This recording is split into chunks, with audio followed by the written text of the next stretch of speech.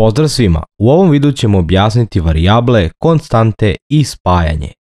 Varijable, odnosno promenjive, možemo posmatrati kao neke kutije u koje nešto smeštamo. Tako da imamo vrstu kutije, njeno ime i njen sadržaj. String je vrsta varijable. Za različite stvari koriste se različite varijable. Kao što bismo mi i u životu za nešto koristili plastičnu kutiju, za nešto metalnu, za nešto drvenu, a za nešto kartonsku. Mi ovde vidimo više različitih varijabli. String se koristi za neki tekst. Int se koristi za brojeve. Char se koristi za neki znak, bool za vrednost, tačno i netačno i tako dalje. Dakle, prvo se piše vrsta varijable, a zatim pišemo njeno ime. Ime smišljamo sami i to može biti bilo šta osim nekih reči koje se već koriste u C#. Drugi uslov je da ime mora biti jedna reč. I ovde je još potrebno napomenuti da C# razlikuje velika i mala slova, tako da su reč napisana malim i reč napisana velikim slovima dve potpuno različite stvari. Iza naziva stavljamo znak jednakosti, a zatim unutar duplih navodnika pišemo sadržaj varijable i na kraju stavljamo tačku zarez. Da se podsjetimo iz prošle lekcije da duplom kosom linijom označavamo komentare koje program ne izvršava kao što je prikazano ovde. Sada ćemo definisati i drugu varijablu. U pitanju je takođe string koji ćemo nazvati prezime i ubaciti odgovarajući sadržaj.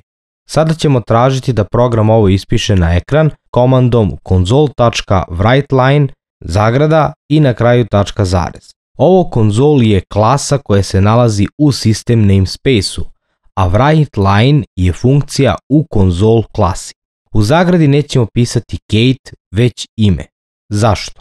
Pa zato što smo varijablu ime već definisali i nema potrebe da stalno kucamo njen sadržaj, već ćemo je jednostavno pozvati kad god nam zatreba. Pokrenemo program i evo ga rezultat. Sada ćemo u redu ispod dodati još jednu komandu, samo ćemo tražiti da program ispiše prezime. Pokrenut ćemo program i evo rezultata. Hajde da sada ovo napišemo malo drugačije. Ostavit ćemo samo jednu komandu, ali ćemo u zagradi napisati ime plus prezime. Pokrećemo program i evo šta se desilo. Program je ispisao obe varijable zajedno. Ovde sad imamo mali problem, a to je da su one spojene. To ćemo rešiti tako što ćemo u drugoj varijabli dodati razmak. Pokrećemo program i sada je sve kako treba.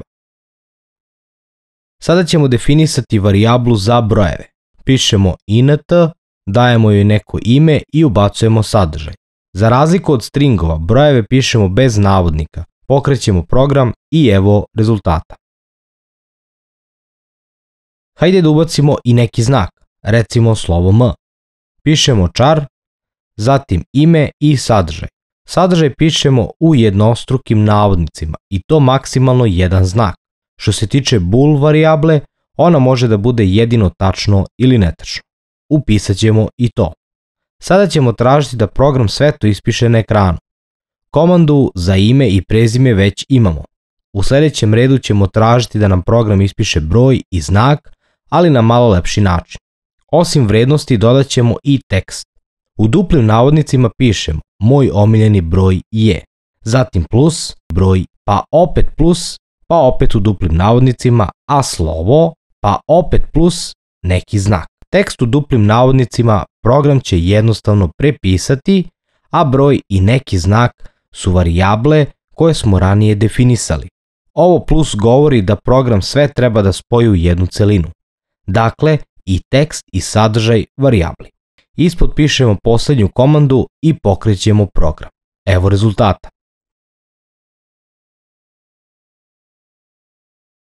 Kod varijabli jedino treba voditi računa o njihovoj vrsti kako ne bi došlo do greške. Inače, jednom definisane varijable se naknadno mogu i menjati. Hajde da to uradimo. Pišemo broj jednako 10. S obzirom da smo varijablu sa imenom već definisali, ne moramo ponovo da pišemo int broj, već samo broj i novi sadržaj. Tražimo da program to ispiše I evo ga. Ovdje vidimo da se broj najpre pojavljuje kao 25, jer je tako definisan. Kasnije se u programu menja njegova vrednost i dole se javlja kao 10. Ovo nekada može praviti problem ukoliko imamo zaista veliki program, pa slučajno zaboravimo da smo neko ime već iskoristili. Zato varijable možemo definisati kao konstante. U prevodu, to je varijabla čiju vrednost ne možemo menjati kada je jednom definišemo. Upisat ćemo const, razmak, int, k broj jednako 5. Ako bismo sada pokušali da promenimo njenu vrednost, program bi ispisao grešku. Inače, program sve greške i upozorenja prikazuje u donjem delu ekrana. Žuto su upozorenja, a crveno su greške koje sprečavaju rad programa. Ovo vam dosta može pomoći jer će vam ukazati na vrstu greške kao i njenu lokaciju u samom programskom kodu. Radi lakšeg rada poželjno je da u opcijama uključite prikazivanje broja linija sa leve strane. Da se vratimo na grešku. Dakle, program ne dozvoljava da promenimo vrednost ove varijable ili ti konstante. Za sam kraj, hajde da sve ovo stavimo unutar komentara. S obzirom da je u pitanju više redova, mnogo lakše je da označimo sve odjednom nego da kucamo kose linije u svakom redu. To ćemo uraditi tako što ćemo napisati kosa crta zvezdica na početku komentara i zvezdica kosa crta na kraju komentara. I sada je sve ovo između jedan veliki komentar koji program neće izvršavati. Toliko u ovom videu, a mi se vidimo već u narednom.